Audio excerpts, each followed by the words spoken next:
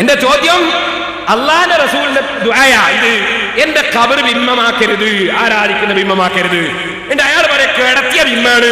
അപ്പോഴാണ് ഞാൻ ചോദിച്ചത് ആ ദുആക്ക് ഉത്തരം കിട്ടിയിട്ടുണ്ടോ ഇല്ലേ? ഉത്തരം കിട്ടിയെങ്കിൽ അങ്ങനെ ഉണ്ടാകാൻ പറ്റുമോ?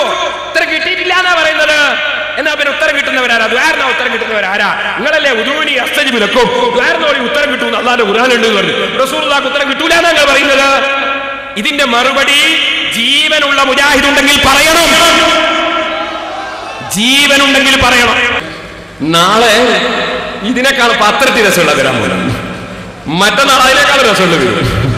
4 ദിവസം ഇൻഷാ അല്ലാഹ് നിങ്ങൾക്ക് ഓരോന്നോരോന്ന് കാണിച്ചില്ല.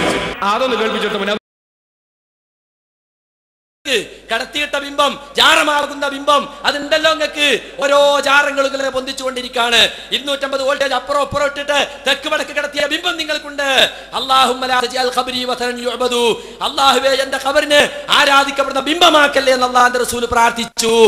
കണ്ടിട്ടുണ്ടാവാന്ന് അവർ നിർത്തിയതാണ്, നിങ്ങൾ കിടത്തിയതാണ്. ഞാൻ ചോദിക്കുന്നു, മുഹമ്മദ് നബി സല്ലല്ലാഹു അലൈഹി വസല്ലമ തങ്ങളുടെ ശരീരം മദീനത്തെ പള്ളിയോട് തൊട്ട് കിടത്തിയിട്ടുണ്ട്. ആ കിടത്തിയത് ബിംബമാണെന്നാണോ നിങ്ങളെ വാദം? അവിടെ നിങ്ങളെ നേതാക്കന്മാരില്ലേ? നിങ്ങളെ നേതാക്കന്മാർ മുഴുവനും സൗദി അറേബ്യയിലെ പണം തിന്നുകൊണ്ട് ജീവിക്കുന്നില്ലേ? അവിടെ കുറെ നേതാക്കന്മാര്, അവരൊക്കെ എന്തുകൊണ്ട് ഇത് ബിംബമാണെന്ന് പറയുന്നില്ല? നിങ്ങൾ ഇവിടെ ഓതിയതാണ്. നബി സല്ലല്ലാഹു അലൈഹി വസല്ലം തങ്ങൾ പ്രാർത്ഥിച്ചിട്ടുണ്ട്, എന്റെ ശരീരം വസനൻ യുഅബദ്, ആരാധിക്കപ്പെടുന്ന ബിംബമാക്കരുത്. റസൂലുള്ളാഹിക്ക് ആ ദുആക്ക് ഉത്തരം കിട്ടിയിട്ടുണ്ടോ ഇല്ലേ? ഉത്തരം കിട്ടിയിട്ടുണ്ട് എന്നാണ് പറയുന്നത്. എന്നാ ആ ജാറം എങ്ങനെ അവിടെ നിന്നു? ആ കുബ്ബ എങ്ങനെ അവിടെ ഉണ്ടായി? ആ റസൂലുള്ളാഹിനോട് വിളിച്ചു തരുന്ന പദ്യം എങ്ങനെ ആ ചുമരുമേൽ വന്നു? നിങ്ങൾ മറുപടി പറയണം. റസൂലുള്ളാഹിക്ക് ഉത്തരം കിട്ടിയിട്ടുണ്ടോ ഇല്ലേ? അപ്പൊ മനസ്സിലായി, അത് ബിംബമാക്കലല്ല. ഇപ്പൊ നടന്നുകൊണ്ടിരിക്കുന്ന കുബ്ബ ബിംബമാക്കലല്ല, നിങ്ങൾ പൊളിക്കാൻ നടക്കുന്ന ആളാണ്. പക്ഷേ അത് ബിംബമാക്കലക്കാൻ റസൂലുള്ളാഹിന്റെ ദുആക്ക് ഉത്തരം കിട്ടിയിട്ടുണ്ട്. റസൂലുള്ളാഹിക്ക് ഉത്തരം കിട്ടുകയില്ല എന്ന് നിങ്ങൾക്ക് വാദമുണ്ടോ? ഉത്തരം കിട്ടിയിട്ടില്ല എന്ന് വാദമുണ്ടോ? സൗദി അറേബ്യയിൽ ബിംബം വെച്ച് ആരാധിക്കും നിങ്ങൾ പറയാൻ ധൈര്യം കാണിക്കുമോ?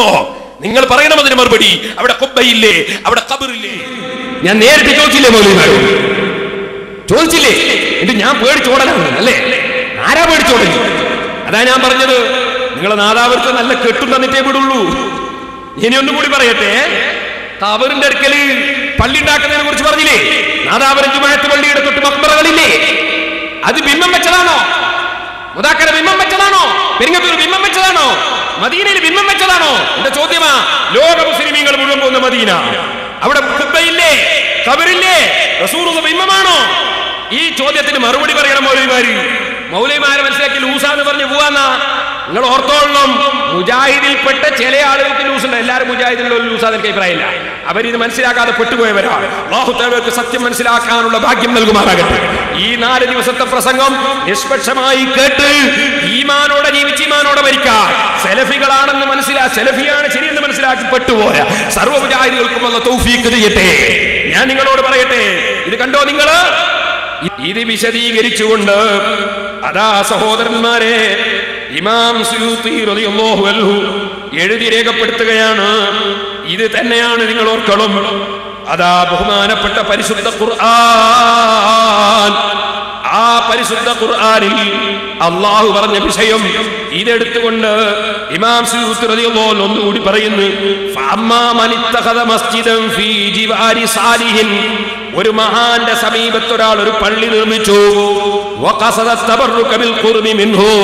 അതിന്റെ അടുക്കൽ നിൽക്കുന്നുകൊണ്ട് ബറക്കത്ത് ഉദ്ദേശിച്ചു. അതിനെ ബഹുമാനിക്കലല്ല, അഥവാ അതിലേക്ക് സുജൂദ് ചെയ്തുകൊണ്ടുള്ള ബഹുമാനമല്ല. അങ്ങോട്ട് തിരിഞ്ഞു നിന്ന് നിസ്കരിച്ചുകൊണ്ട് ഖിബ്ല പോലെയുള്ള ആദരവുമല്ല. അത് ഈ പറഞ്ഞ കുഴപ്പത്തിൽ പെട്ടത് അല്ല, താക്കീത് ചെയ്യപ്പെട്ട വിഷയത്തിൽ പെട്ടതല്ല എന്ന് ഇമാം സുയൂത്തി റളിയല്ലാഹു അൻഹു ബറക്കത്തിന് വേണ്ടിയുള്ളത് പ്രശ്നമല്ലെന്ന് വ്യക്തമായി രേഖപ്പെടുത്തുന്നു. ഇത് മൂടി വെച്ചിട്ട് ഹദീസ് ദുർവ്യാഖ്യാനം ചെയ്തല്ലേ നിങ്ങൾ ചെയ്തത്? ഇൻഷാ